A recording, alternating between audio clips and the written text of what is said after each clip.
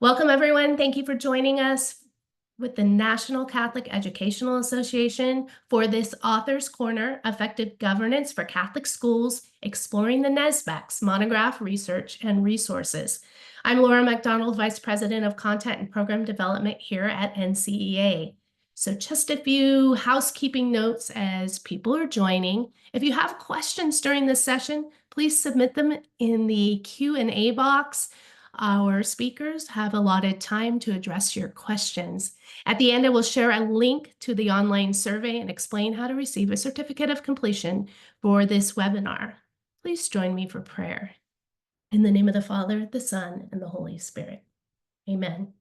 Almighty God, you sent forth your Son as a beacon of hope for all people.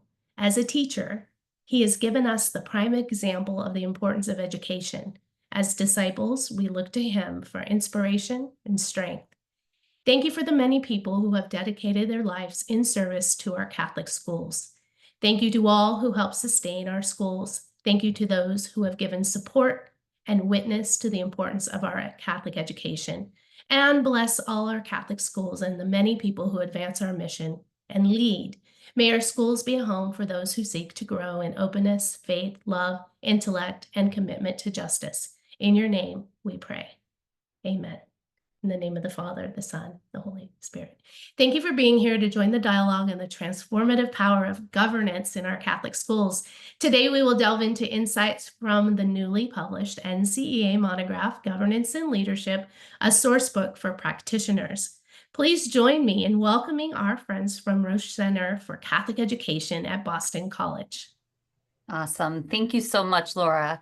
We're excited to be with you today for this hour to really kind of review a little bit about what we've researched and what we found in terms of what works when it comes to governance in our Catholic schools. And just to kind of frame our conversation, our center at Boston College here is really about sustaining and transforming and strengthening our Catholic schools with a mission to form educators who are agents of change, who are working as a community to build excellent and equitable K-12 Catholic schools. And so we're really grateful to have this time with you as a community of Catholic educators and leaders. My name is Melody Wittenbach. I am the Executive Director of the Roche Center for Catholic Education here, and I'm joined by two amazing colleagues, Dr. John Reyes, who is our Director of Research, Program Evaluation and Innovation, and Dan Ferris, who is our Program Director for both the Executive Leadership Academy and Board Development Institute. And the three of us have different paths that we've kind of come to this work here at the Roche Center. Dan being a former superintendent, John a former associate superintendent, having worked at NCEA, Dan at NSBECS as well. So a lot of kind of system level understanding, and governance has played a key role in kind of shaping the leadership paths that we've had and understanding what works effectively. And I myself, as a former head of school and also principal of Catholic schools, so deep dedication and love for our Catholic schools. And we're excited to explore this topic of effective governance with you. So with that, I'm going to kick it over to my wonderful colleague, John. Thanks, Melody. And thank you to all of you that are joining this webinar today. The governance and leadership monographs were definitely a labor of love over the space of, I believe, about a year and a half or so. And so kudos to Melody, sort of heading up that work for us at the center, but then also a special shout out to John James at St. Louis University, who also served in a great leadership capacity in helping make this leadership and governance monograph come to life. And so our time together today really is going to be about diving into the monograph and understanding the standards and benchmarks related to this area of governance for Catholic schools. And ultimately, what we want you to walk away with today are some potential ideas and some focus areas to zero in on how to use this monograph to support your leadership in Catholic schools. So whether your leadership is at the school level or at the system level, we feel that this monograph, the standards and benchmarks related to governance, also in leadership, and we'll talk about leadership in a future webinar in a couple of weeks, that these resources are critical and useful to your role in Catholic schools. So we'll start with an overview of the governance and leadership monograph, understanding sort of the purpose, the architecture, some potential use cases for this monograph. Then the three of us will each take a quick dive into the 8 different benchmarks that are covered within this area of governance of Catholic schools, and then leave some time open for Q&A. And when we get to that Q&A portion, it's a good opportunity to either ask about the standards and benchmarks themselves, to ask about the research and resources embedded in this monograph, but then also, if you have questions, I think generally about the state of governance in Catholic schools, as Melody indicated, the three of us have done extensive work and research in and around Catholic schools in issues of governance and leadership. And so I think this is a great opportunity to talk about and discuss maybe some of these contemporary issues of governance in Catholic schools. All right, so let's talk first about the governance and leadership monograph itself. So these monographs, so this is actually one of a number of different monographs that have been released. And again, kudos to NCEA for making these monographs not only a robust resource to assist practitioners and leaders in Catholic schools, but also to make them freely accessible, right? So I'm gonna, if you go on the NCEA website, if you pull up a Google search, you'll see that you can download the governance and leadership monograph free as an NCEA member. And so these monographs are meant to be a source book of the latest research and practical knowledge organized around the standards and benchmarks. When you pull up that PDF, you'll see that each of the chapters is dedicated to one of the benchmarks related to either governance or leadership. And you'll see a review of research, you'll see guidance and support for the implementation and effective practices related to the benchmark, and resources, exemplars, templates, reflective tools, and protocols. You'll also see in a couple of different chapters some vignettes of effective practices related to these benchmarks, right? So if you're like, hey, I'm really interested in things like networks of collaboration or the way effective bylaws help support the effective governance of schools, there's great exemplars in this monograph that really help bring these practices to life. So ultimately, we hope that you check this out. We hope that you embed this into your practice in a number of different ways. And on that question of how these monographs, how this governance leadership monograph can be used to help support effective leadership in Catholic schools, the first one is hopefully a very readily apparent one, is that if you are in a program of leadership formation or coordinating or directing or instructing in a program of leadership formation, whether that's formalized within sort of a university or an institution of higher education or within sort of your local ordinary or local network, this monograph is a great resource to help guide the scope and sequence of the effective characteristics of Catholic school leadership. So whether we're talking about teacher leadership, school principals, presidents, heads of schools, boards, right? So this monograph is meant to help guide and create a scope and sequence and a comprehensive overview of the dimensions of Catholic school leadership and governance. So we recommend this as a great tool for those spaces of leadership formation. Another piece where this monograph might be helpful, and in similar monographs, like there's monographs on mission and Catholic identity, these monographs are also helpful in terms of the continuous improvement and accreditation processes of our Catholic schools. The reflective prompts, the resources, the discussion of effective practices are great ways to engage in the reflection and self-study processes that are central to accreditation and continuous improvement, but also to help chart a path for, once we've identified goals for continuous improvement for our schools and for our communities, how do we begin to really chart the path to growth based on these areas that have come out of our self-study and accreditation processes? And then I think a third really useful application of the monograph for governance leadership is building what we call a shared repertoire. So in the research on communities of practice, one of the things that makes communities of practice successful, whether it's talking about schools as communities of practices or dioceses or networks as communities of practice, what makes them particularly impactful in the learning and growth of students is building a shared repertoire. So when we talk about things like relationships with our local ordinary, when we talk about reflecting on effective leadership, the monograph is a great way to build and establish the frameworks, the languages, and the resources that we use to have conversations and build collaborative structures and processes around the idea of Catholic school leadership. So if you're in your sort of your local space, whether it's at your school or within your diocese or within your system, and you're trying to have common collegial collaborative conversations about governance and leadership, the monograph is a great way to have the framework and the language to be able to have those conversations. Before we dive into each of these 8 benchmarks here, and again, we're going to do a brief overview of these 8 benchmarks. There's so much more content in the monograph that we want to direct you to. What we want to give you a chance to do right now is an opportunity to briefly reflect on, when you look at these 8 benchmarks and you consider them within the context of your school or of your system, which of these 8 benchmarks do you feel is a strength in your current school environment? And conversely, when you look at these benchmarks, what do you feel is an area of growth within your local school or system as it relates to the governance of Catholic schools? So what do you feel is an area of strength and an area of growth? And what we're going to do is give you about 30 to 60 seconds, scan through this, identify one that you think is an area of strength and an area of growth, and then use that as a way to help guide your thinking and your engagement over the course of these next few minutes. So let's take about 60 seconds or so to reflect on what's an area of strength, what's an area of growth.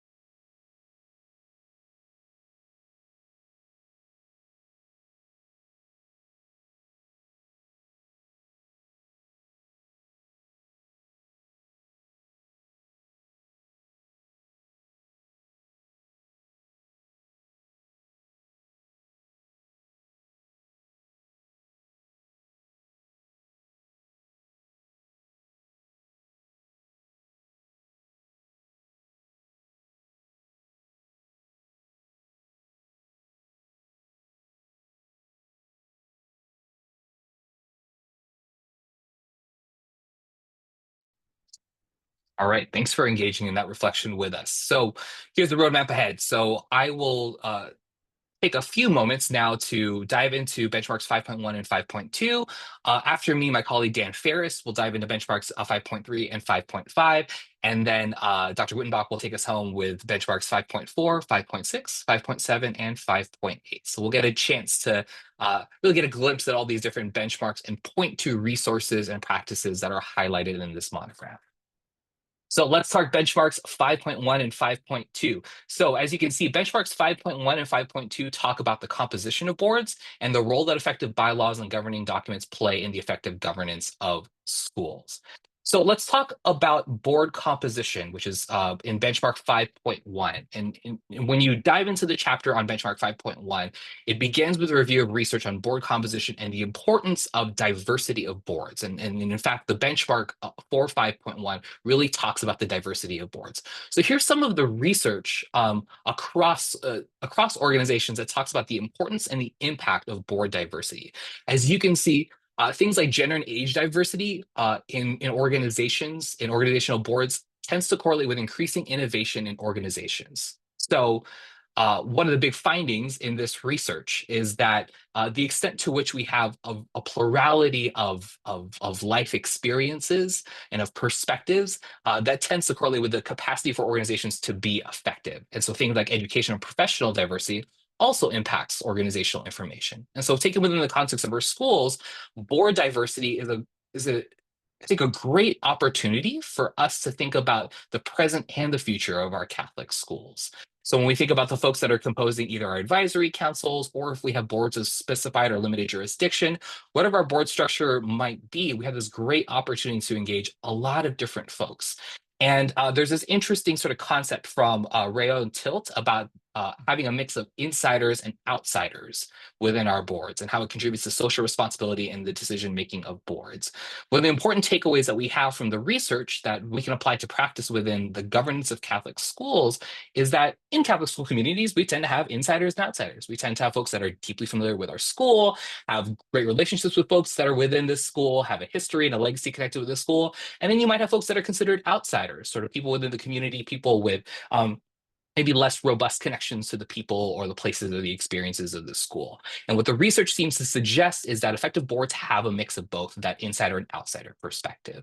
So we have great potential, great promise to get this question of diversity and board composition right and understand the impact that it can have on the efficaciousness and the decision-making of boards. Another element that's highlighted in the monograph in the chapter related to board composition is this board composition process. And so this is a four-step process that's highlighted here, and it was actually pulled from some of Deloitte's resources on organizational boards here. So if you take a look at these four steps, here's a really good opportunity to think about within our local context, to what extent do we use a process similar to this to guide our selection of boards and how we deploy the human capital on boards to best meet the needs of our schools. And there's a number of different tools and resources that are referenced within this process, one of which is this board composition matrix. And so, as someone who actually just recently joined his local school advisory council, this is something that's kind of fresh in my head. And often, when we make that recruit or that call out for members of our school's advisory council or some sort of board, right, related to our school, we'll typically do bulletin announcement. I think we'll mention something in Sunday Mass. We'll send something out in parent newsletters or whatever.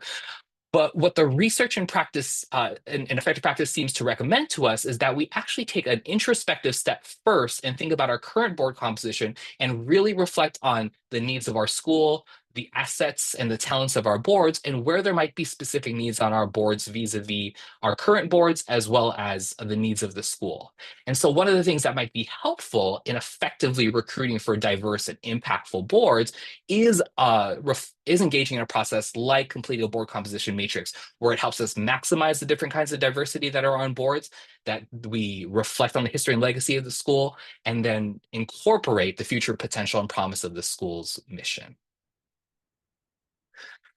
Benchmark 5.1 also references some pieces related to committee composition, right? Because ideally, if you go through a reflective process like a board composition matrix, you're starting to think about, well, once I get the people I want on this board that's effectively diverse, how do I strategically group my board members or arrange them in configurations that best meet the needs of the board and of the school? And so the chapter on Benchmark 5.1 talks about these three different approaches to committee composition. I won't go too much into these, but just know that there's a lot of different ways to think about how we're strategically grouping and maximizing the diversity of school of board members once we've got them recruited. Now we'll jump a little bit to Benchmark 5.2. Benchmark 5.2 talks about the roles of the governing documents and bylaws. And my colleague Dan Ferris here has extensive experience, actually heads up our Board Development Institute at the Rose Center for Catholic Education. And if I got paid $1 for every time he talked about effective bylaws and effective governing documents, I think I'd be doing okay. And I mention this because when we look at the research on effective high-performing boards, one of the clear distinctions between a high-performing board and a low-performing board is that they are intentionally well-governed, right? So high-performing boards are intentionally well-governed. They anticipate and mitigate crises. They reduce subjectivity and inconsistency. They have clear processes and protocols for their regular meetings and engage in periodic goal setting and reflection on their activities. And that comes downstream of the governing documents and the bylaws that boards set for themselves. What the research suggests is that conversely, that low-performing boards lack the governing structure. So the disorderliness, the lack of focus, their increased attention to personal agendas rather than school-level considerations all happens downstream of that void of effective governing documents and bylaws that help support their work, right? So it seems like a very technical step and a very tedious thing to do to establish governing documents and bylaws for boards, but they are foundational to the work of high-performing boards. And so the chapter on Benchmark 5.2 in the monograph talks about these 6 core components of governing boards. And I want to highlight a couple here in the following slide, and really the piece here, I'm going to see if I can annotate here because I think this is so important to draw attention to, is really using the governing documents and the bylaws of a board to identify and describe the scope of operation of the board in relation to other governing bodies, as well as specifying areas of non-involvement. We want to be absolutely crystal clear about what the purview and the purpose of the board is, how it relates to different constituents like school leadership, like pastoral leadership, like diocesan leadership, but then also be very clear about, hey, here are the pieces that are outside of the scope of the board. And that clear articulation of the focus of the board is a great way to ensure and kind of create a pathway for high-performing boards. Let me clear my annotations here. Awesome. And when you jump into the chapter for Benchmark 5.2, you're going to see a description of sort of these different types of board structures and bylaws, articulating sort of areas of involvement and non-involvement. Benchmark 5.2 also has some resources on the role of ex officio members. And so we encourage you, I think, as if you're building out new governing documents for your boards, if you're reflecting on the current quality and efficaciousness of your governing documents, that the chapter for Benchmark 5.2 articulates those core components, but also high quality elements to embed within those 6 areas of governing documents for Catholic school boards. So with that, I'm going to flip it over to my colleague, Dan Ferris, and he will jump into benchmarks 5.3 and 5.5 for us. Take it Good, away, thanks, Dan. John. Appreciate it. Well, good. Let's take a look at two other areas. And this is from the standards and the monograph, providing very helpful guidance for school leaders. This is benchmark 5.3 and 5.5. Standard 5, benchmark 3 is about governance and policies. So we all know the need for good Catholic school governance, and we all know the value of wise and effective school policies. Policies bring written clarity to our Catholic identity, our Catholic educational mission, our roles in Catholic schools, behavioral expectations for the various members of our school communities. I like to think that good policies keep us and all the other members of our school community out of trouble. But what's the relationship between governance and policies? So the benchmark reads, the governing body with the leader or leadership team systematizes the policies of the school's operations to ensure fidelity to mission, support justice, equity, equality, and continuity and sustainability through leadership successions. So consider this. Laws are to a ruler what policies are to a school's governing body. We know what legendary lawgivers like Moses, Solon, Cicero, extremely influential, even on the foundations of our governing bodies today. And what we know from them is that good laws make for good and just societies. And in the same way, good school policies make for a just, well-governed school society. So the benchmark, therefore, emphasizes, and I think this is really the main point, the need for a governing body and a school's leadership team to systematize a school's policies in alignment with its school mission. The process of systematizing, in other words, ordering or organizing the school's operational policies, ensures that fidelity to mission, it promotes justice, equality, equity, and it can achieve continuity through a leadership change. We want to keep in mind here too, when the benchmark is talking about the governing body, we could be talking about, the school pastor, the board of trustees, a board of specified jurisdiction, leadership team of the school, the president, principal, other administrators. So I think we just have to keep that in the back of our minds. And then there are three components this benchmark highlights in our governance monograph. The first, the value of the process of creation, promulgation, implementation, the ordering of policies, what's referred to in the monograph as the systematization of policies. So a school's stakeholders, right? Administrators, teachers, staff, students, parents, all the members of the school community should know and understand a school's policies. And not only know and understand them, but also what's behind them. What are their intentions? Why are they being implemented and how they're being implemented? And most of all, how they align with the school's educational and faith-based mission. Second component stressed in the monograph is accountability. I think it's a really important point. Accountability occurs through systematizing policies into faculty and student handbooks, parent handbooks, the school's websites, and so on. And accountability occurs then with the regular review, revision, and realignment of the policies with school operations and objectives. There can be little or no accountability when policies are obsolete, ignored, or unenforced. I've talked to a lot of school leaders over the years, and some have great policies. They make it a point of sitting down at a certain time every year, usually toward the end of the year, or even in the first couple of weeks of summer break, and they review all their policies, all their school policies, their parent policies with respect to parents, with students, teachers, and so on. And they keep those updated, and they make sure that they're still relevant and applicable to the situations. Also talked to a number of school administrators over the years who basically ignore their policies. And we all know you get in trouble when you don't do that. Policies need to be updated.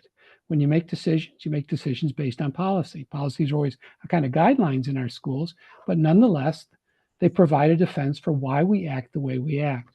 The third component in the monograph, and is the critical need for policies defining the process of leadership succession.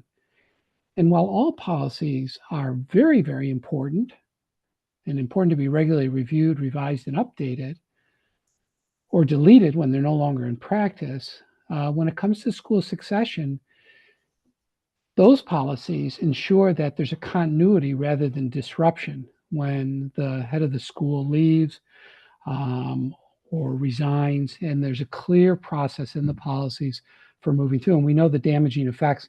And the monograph really brings this out in, I think, a very effective way, the research around the negative effects of not having policies in place for effective transitions in leadership. Question to consider: how well has the governing body systematized the policies at your school? And I'd say the recommendation for growth in using the language John used at the beginning is, if it's been a while since the governing body and leadership of your school conducted a thorough review and updating of its policies, how can that become a scheduled priority, especially policies around leadership succession? Let's turn to benchmark 5.5.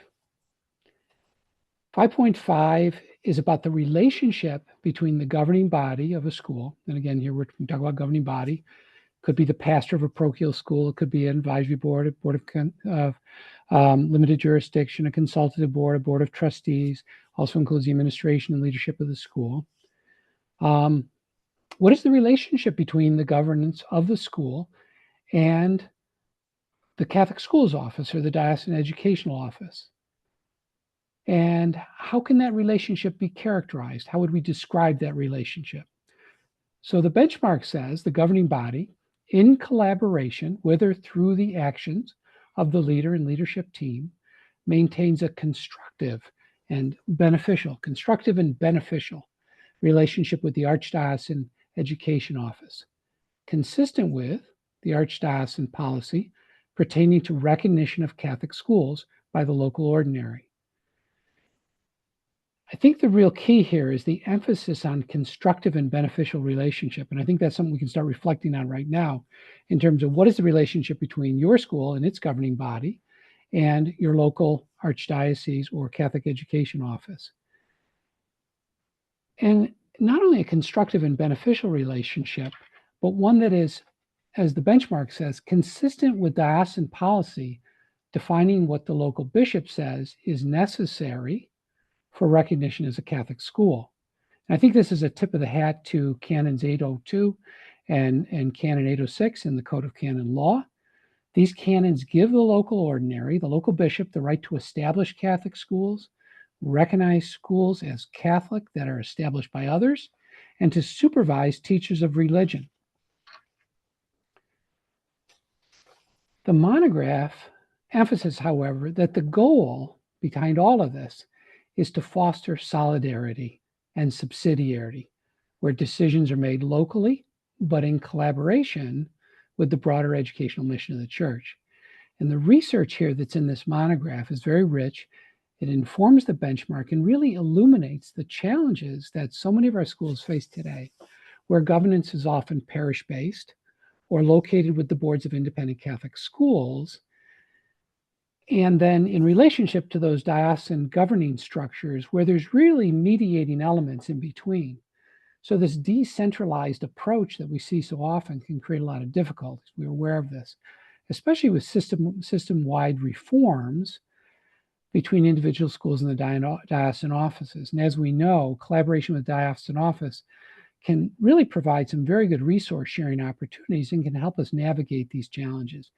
I'm always reminded of the quote of Helen Keller, alone we can do so little, together we can do so much. I think that's where the benchmark is really going here, is that there's no advantage to sort of being isolated. There's great advantage to working collaboratively in concert with our Catholic Education Office. And I think part of this is, and this is in the exercises that are in this chapter here, is how do we assess and strengthen these relationships to improve the outcomes?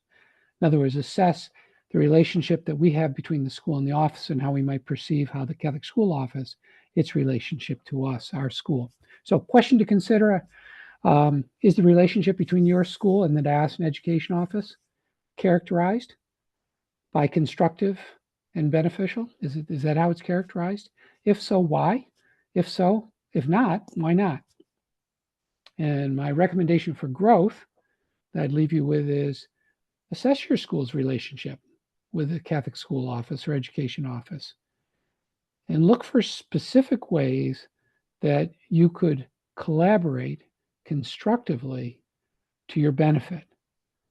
And one of the things I've thought about is this really may be a case of letting your needs be known clearly and consistently to the Catholic school office so that that office, which is there to serve your school, regardless of the governance structure, can do so in a constructive and beneficial way. Melody? Yes, awesome. Thanks, Dan. And I'm going to kind of continue on the theme of collaboration and the importance of that, because the first two benchmarks that I'll speak on, benchmark 5.4 and 5.6, really continue to hone in on the importance of building relationships with the local ordinary, and then also with the ecclesial authority as well. And so I think when we are given your positions, depending on what role you may have as superintendent or school leader, there may be a direct line or kind of a more distant line to the local authority. But I think the three things that I want to emphasize with these two benchmarks in particular are recognition, relationships, and responsibility. So when we think about our relationships with the clergy, with the church hierarchy, right, it's first important to kind of recognize like kind of the established canons, as Dan was referring to a little bit around that. Kind of what are those different policies and procedures that are in place, and how do we ultimately understand the role of a bishop or archbishop or cardinal in relation to Catholic schools? And so again, canon law helps us to understand that. Dan mentioned, I believe, 805, 805, and maybe 806, right? So when we come back 802 and 806. 802 and 806. Okay, so Close 805. enough. Close, yeah. But even some of them, which we refer to in the monograph as well and explicitly articulate for you for your own understanding, right?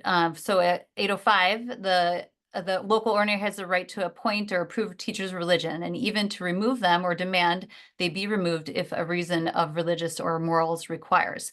So it's kind of this awareness, this understand, this recognition of what their role is, what their responsibilities, what charges they have in relationship to our schools is really essential to understand. And in understanding that, it helps us then to better understand our relationship with the hierarchy of the church, right? So thinking a little bit about how do we establish strong relationships that are characterized, as we can see, by kind of mutual trust, open communication, and collaboration. Sometimes as the superintendent, you may not have a direct line to your local ordinary. You may have to go through a vicar general or another individual within the chancery.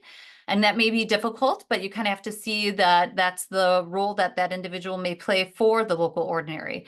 Or some of you may have really close relationships, depending on the size of your diocese, to be able to visit schools with your local ordinary on a regular basis. It all just depends on how you're able to build a relationship with them and when you're able to be in the room with them and develop that relationship. But you really want to try to be as communicative as possible and also express that relationship of collaboration, as Dan was referring to. And that's both with the local ordinary and with the the ecclesial authority, depending. And then also, just thinking a little bit about the shared responsibility. So I mentioned, the kind of recognition, relationships, and responsibility.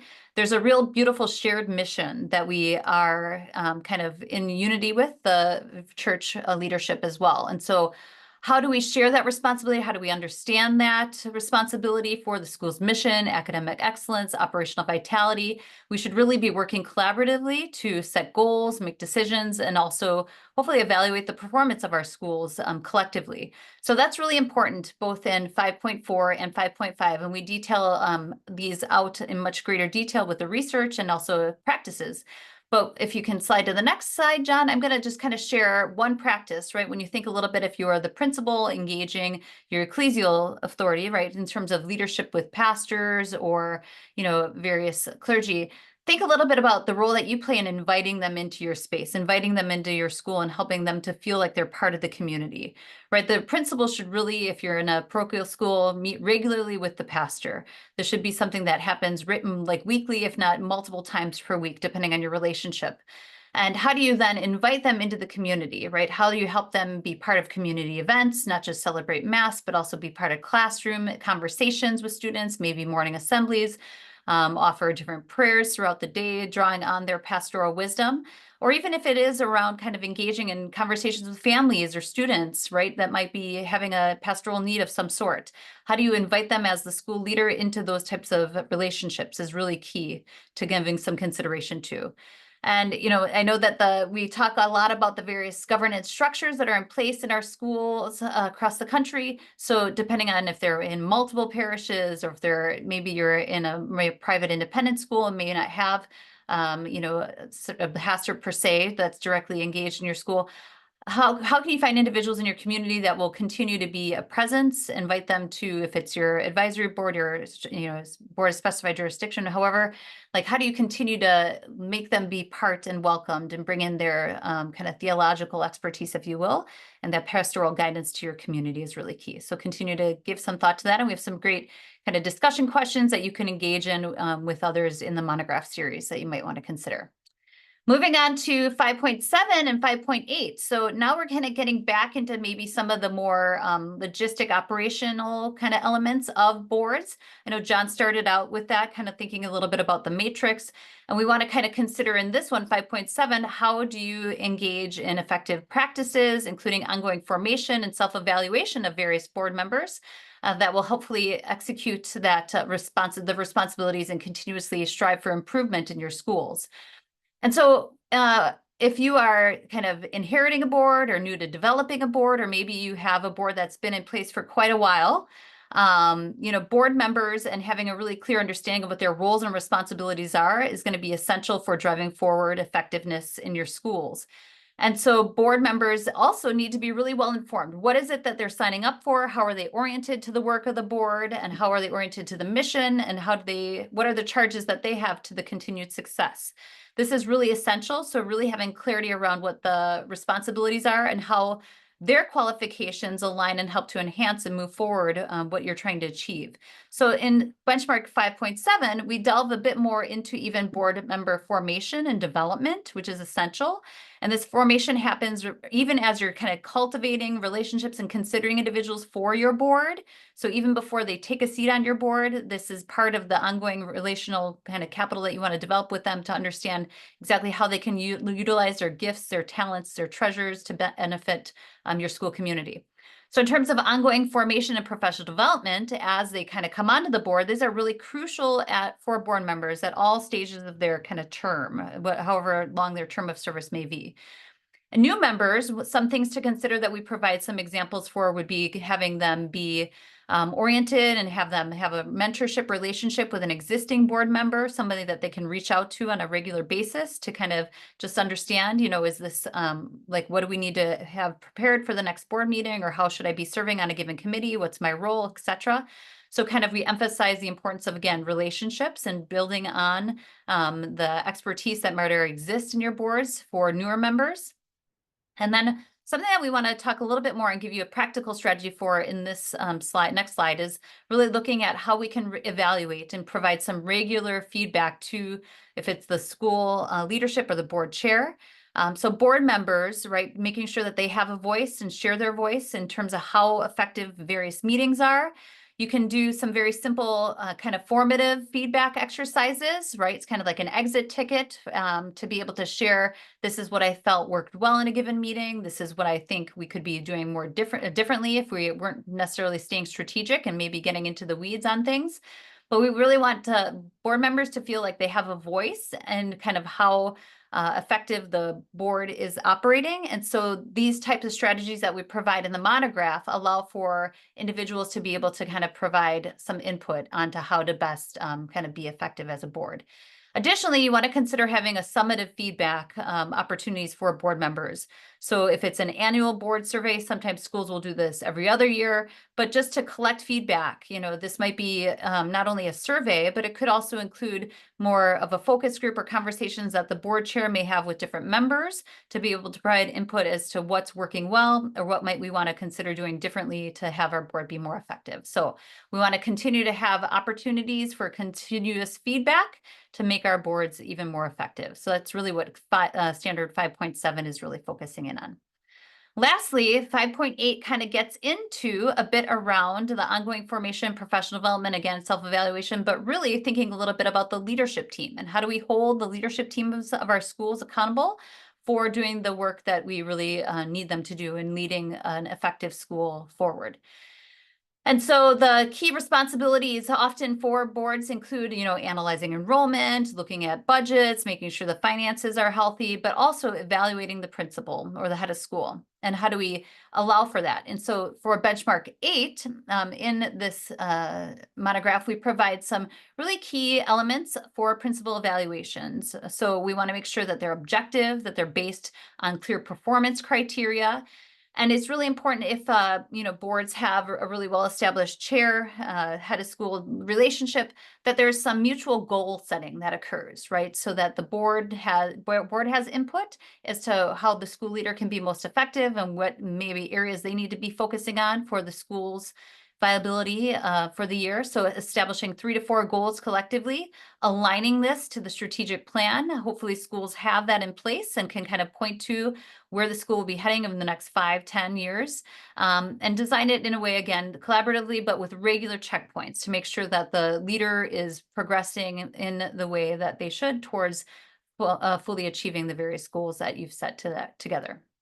And another part too, it can be so healthy to have input from not just the board members on the principal's performance, but from the school-wide community, right? The teachers know the school leader probably best, getting their input on how effective the leader is, what they are doing well, where they can grow. Again, kind of coming around to some of these strategic priority areas, getting the teachers to be able to provide input on how is the school effectively meeting those strategic areas, and even parents too, getting input from parents. How well do they feel that the school leader is kind of a community member? How are they advancing the academic goals? How are they advancing the mission of the school? These are really important things. So having a much more wider inputs is really essential to having a full comprehensive understanding of principal evaluation. So these are just a few things that we discuss again in the monograph in section 5.8. A lot of robust resources, materials, research for you to kind of dive into. And I believe we're going to spend a little bit of time on some Q&A. So John, I'm going to kick it back to you to help facilitate this part of our webinar. Thanks. Good stuff. We went through 8 benchmarks in just under 30 minutes or so. So it was rapid fire. So if you wanted the fire hose this morning or this afternoon, you got it. Again, just reiterating that a much more comprehensive and maybe more self-paced discussion of these benchmarks is available in the monograph. So again, pointing you to that as an effective kind of resource for you to dive into. Q&A is open. So if you hit that Q&A button on your webinar screen, you'll have the opportunity to submit questions. We've got a couple that are coming in right now. And so I want to start with this first one. And Dan, you had actually kind of referenced this idea about a month or so ago when you presented at the Catholic Leadership Summit in Seattle, but you talked about onboarding board members, right? So an effective vision for governance, with boards involves this process of onboarding. So like from your experience, and you've worked at the accreditation level in the US, you've worked in Catholic schools offices across the country. Tell me a little bit about what is effective onboarding for board members look like? Sure. Great question, John. And I'm happy to answer it because when, earlier when you're talking about boards that are effective and boards that are not effective, and there's an intentionality there. Onboarding new members is part of the intentionality of highly effective boards. There's a number of elements to onboarding new board members. There's the informal element, which is when you bring a board member on, here's when we're going to meet. We're meeting on, here's the dates for the next meeting over the next year. This meeting's our annual meeting. This one's our finance meeting. Here's the members of the board. Here's little bios on them. You'll have a chance to get to know them. A very informal thing. Every board should have a formal onboarding process as well that includes, I would say, 2 essential elements. One is an orientation, a year-long orientation. I'd recommend that be broken up into 4 distinct 1-hour sessions, oftentimes before a quarterly board meeting. I'd say the first one is dedicated to knowing the school. So this new board member gets to know what is the history of the school, its mission and vision, its Catholic identity, its charism if it has one, what is its educational philosophy, enrollment, employment data, academic performance data, what is the student experience like, what is the alumni experience like of those who graduated from the school, a financial overview of the school, pretty high level. I'd say the second time the group gets together, you really want to talk about the governing body and the structures of the authority. Okay, so the board's role in governance, its bylaws, the purpose of the board, its function, its roles, its responsibilities, its limits, and then the committee structures that the board has. Its required committees or standing committees, its ad hoc committees. And probably the most important element of that second meeting of board orientation is to delve into, really dig deep into the culture of the board. Boards have cultures. They value certain things. They have beliefs, they have traditions, they have practices. I mean, some boards like have a dinner before every board meeting. Some have a dinner after every board meeting. They have certain ways of conducting the meetings. What is the language? What are the customs? And what are the relationships? How do we build relationships on the board? I'd say the third meeting is something like expectations of board members. It would seem like this kind of ought to be first, but it actually makes a lot of sense to have it at the third meeting. And again, what are eligibility and qualifications for being on this board? What is your appointment? What are term limits? What are duties of care, obedience, and loyalty? Elements of confidentiality? What do you do about conflicts of interest and so on? All those kind of elements. And then the fourth orientation meeting, which I think is the most important, is really to help board members move from sort of the operational matters of a board to generative thinking and taking responsibility for the future of the school, the future sustainability. Melody talked about that at the beginning. The Roach Center is all about the sustainability of schools. Boards are about the sustainability of schools. Boards are leadership. They build the leadership capacity of the school. Their primary objective is to see the implementation of the strategic plan and then create the next one and move the school 10 years ahead. So I'd say that's the first formal element. The other formal element, which is often overlooked by boards, is to ensure that every new board member has a mentor. Somebody who's been on the board for a couple of years anyway, and can give some guidance about how the board works, and should attend the orientation sessions with the new board member. I want to recap that. There's a ton of really useful information. You basically laid out a curriculum and a scope and sequence for onboarding board members, and I hope folks are listening. So I'm hearing sort of first really like, if you do a 4-part orientation for board members, we're talking about orienting board members to sort of the state of the school, right? So the mission, vision, knowing the school, and kind of, knowing the school. The second one is sort of knowing the board's purpose, its relation to the school. The third piece is understanding how board members' responsibilities, requirements, expectations of board members, expectations go downstream of that. And the fourth piece is really moving to how do we position the board to engage in generative thinking. And actually, you talk about this. You actually wrote a blog for NCEA earlier this month on finding the balance. And you talk about how boards need to strike this balance between, yes, let's reflect on the status quo. Let's make sure that we're apprised of what's going on, but engage in that generative thinking about looking at what our schools could look like, 5, 10, 20, 50 years into the future. And that balance is such an important thing for boards to strike. So hopefully I think where that's going, John. Yeah, I think that's a very accurate characterization. But I think the thing is this: for some heads of schools, for some presidents and principals, the board is a burden, right? It's just one more meeting they have to plan for, orchestrate, kind of create an agenda, work through, and more often than not, they can become rote. They get stuck in a certain path.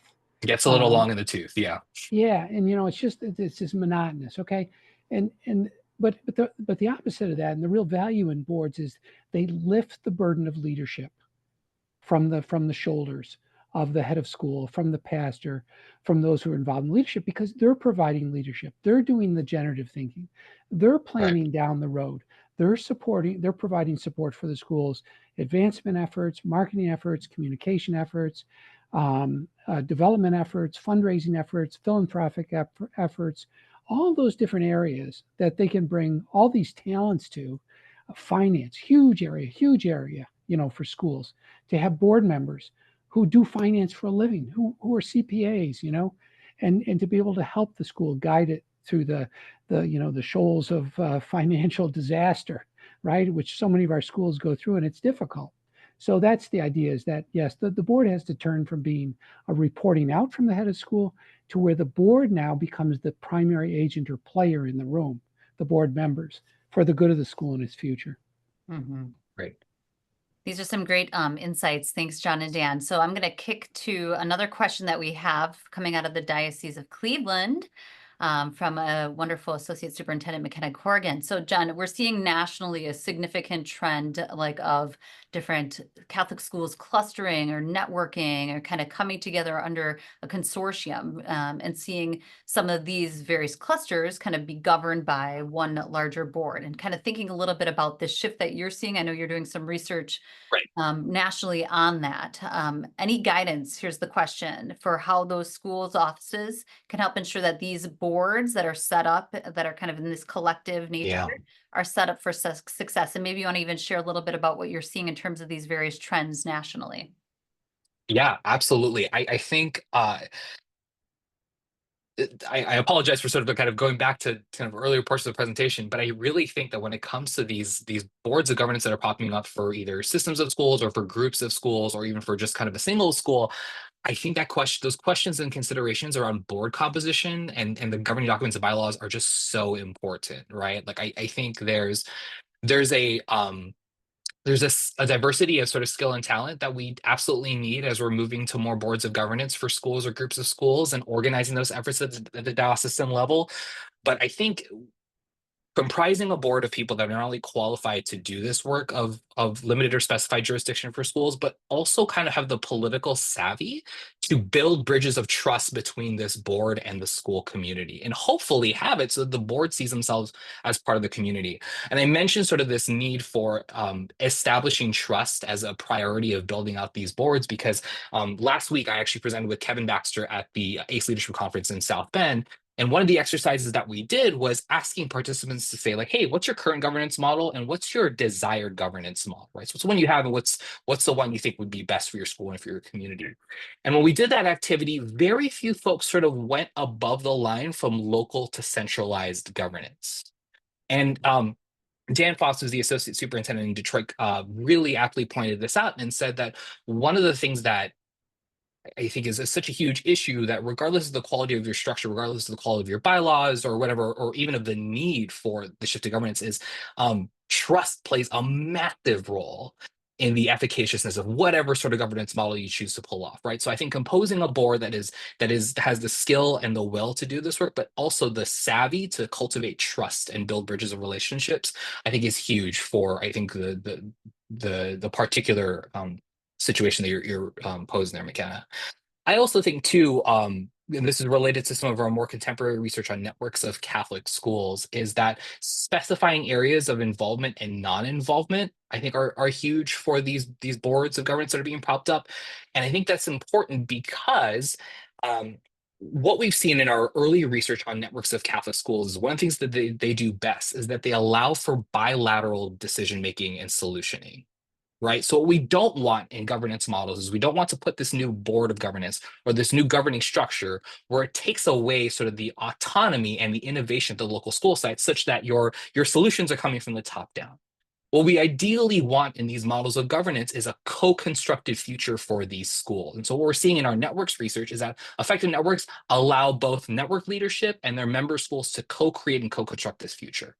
And so what we want from the governance of these boards for either schools or group or schools is to have their specified areas of jurisdiction and their areas of non-involvement set such that it allows for that co-construction. So if it simply becomes a directive from the board down, we're lacking a lot of the generativity, I think, that makes effective Catholic schools and Catholic school governance really thrive.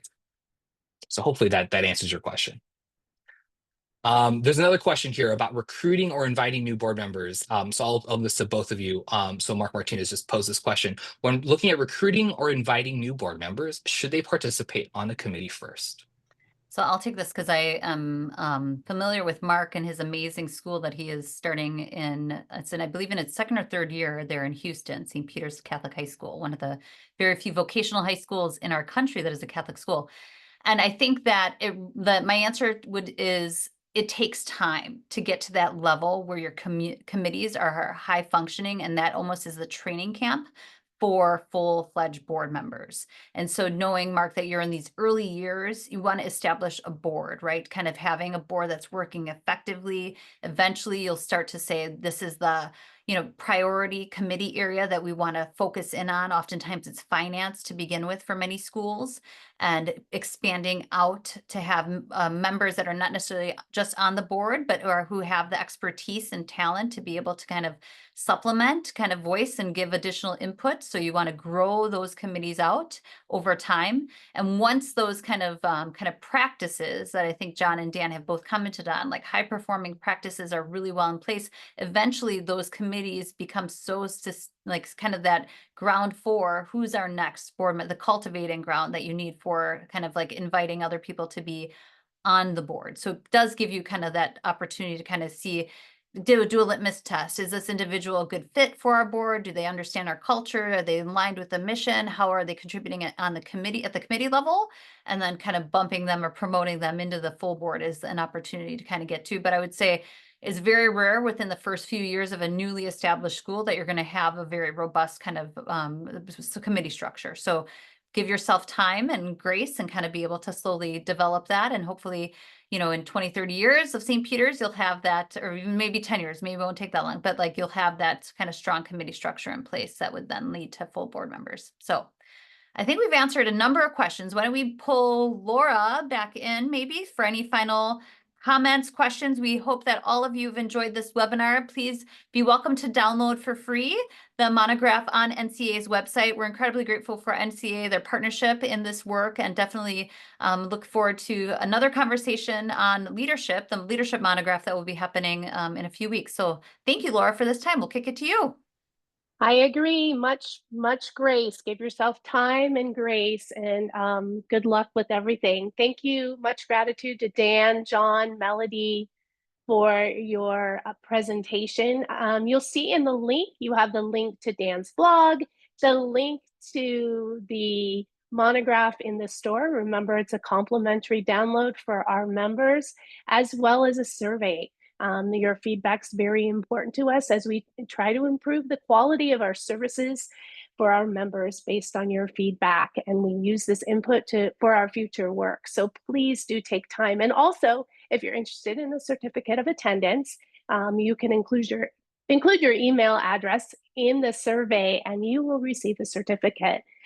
Thank you for joining us here today, and to everyone, have a great day.